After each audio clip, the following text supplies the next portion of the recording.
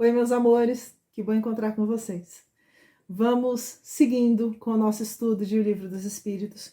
Estamos na parte primeira das causas primárias, no capítulo 3 da criação. E hoje vamos conversar sobre uma seção desse capítulo que se chama Diversidade das Raças Humanas. Na questão 52, Allan Kardec se dirige aos espíritos da seguinte forma: de onde provém as diferenças físicas e morais que distinguem as raças humanas na Terra? De onde que vem essa diversidade toda? Os espíritos respondem assim: do clima, da vida e dos costumes. Dá-se aí o que se dá com dois filhos de uma mesma mãe, que educados longe um do outro e de modos diferentes, em nada se assemelharão quanto à moral. É interessante a gente pensar nessa pergunta, porque na época de Kardec, eles vinham de algumas discussões que são muito complexas. Uma dessas discussões tinha a ver, por exemplo, com uma possível inferioridade da raça africana, são termos utilizados naquela época, em função de uma tradição que se construiu, de uma representação que se construiu de que os africanos seriam os descendentes do filho de Noé, que riu dele durante o momento de embriaguez e por isso teria sido amaldiçoado por Deus, e exatamente por essa condição originária de inferioridade estaria justificada a escravização dos africanos, dos negros africanos, e ao mesmo tempo uma certa noção de inferioridade que eles achavam que tinha naquela época. A própria ideia construída, pelos estudos que tinham ainda uma dificuldade muito grande de conhecimento concreto real dessas outras culturas, a antropologia estava em fase de desenvolvimento, fez com que alguns grupos de intelectuais europeus naquela época acreditassem, imaginassem que a Europa estava com o máximo de civilização desenvolvido e como no entendimento deles, a África e alguns povos de algumas regiões da Indonésia e da Polinésia viviam no estágio quase que primitivo, isso fazia com que se traçasse quase que uma escala evolutiva, que é conhecido como darwinismo social, que diria que o ser humano no estado primitivo era aquilo que a gente conseguia observar na África e que com o passar dos tempos, da mesma forma que existia uma evolução das espécies, aconteceria também uma evolução da cultura, no sentido de uma cultura primitiva para uma cultura civilizada. O tempo, as pesquisas, os estudos vieram mostrar para esses estudiosos, esses primeiros cultivadores da antropologia, que não era assim.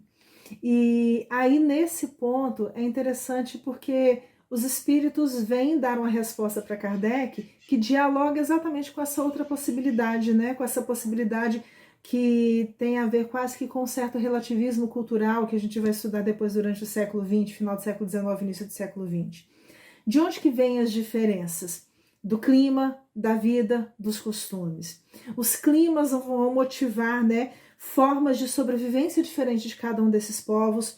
A vida vivida por cada um deles vai também justificar uma série de diferenças e, por fim, os costumes de cada grupo também vão trazer questões muito pontuais do desenvolvimento de cada um deles. O que não significa que seja melhor nem pior. Por isso que os espíritos dão ainda essa possibilidade de classificação.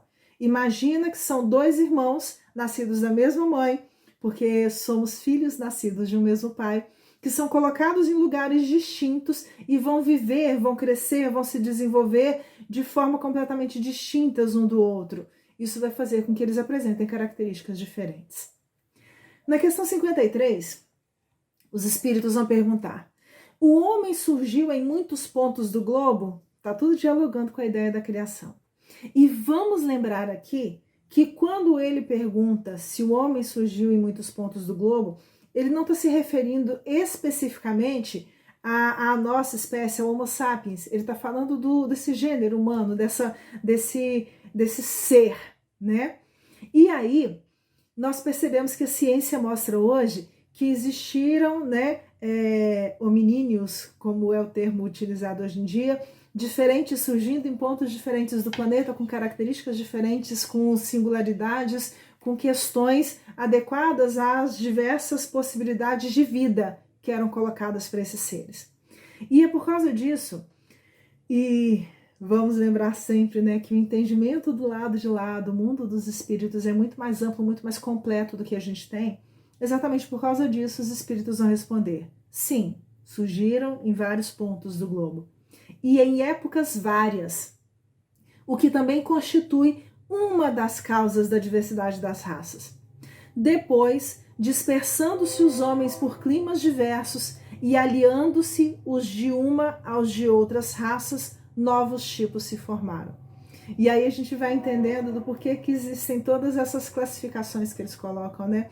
Australopithecus, Homo de Cro-Magnon e tal, e assim por diante. É só para a gente ter essa noção um pouco mais clara. Mas essa pergunta tem uma outra pergunta dentro dela, 53A. Estas diferenças constituem espécies distintas? E os espíritos respondem: certamente que não. Não é do tipo um homem inferior, um homem superior, não é no sentido de diferença, todos fazem parte da espécie humana. Todos são da mesma família. Porventura, as múltiplas variedades de um mesmo fruto são motivo para que elas deixem de formar uma só espécie? O fato de serem formas adotadas diferentes não faz com que sejam de espécies diferentes. A gente fala, né, dos tipos e às vezes usa os nomes da espécie Homo sapiens, às vezes na verdade, né, nomenclaturas populares, mas equivocadas, não condizem com o termo científico correto. Mas é interessante a gente pensar nisso que eles estão colocando aqui.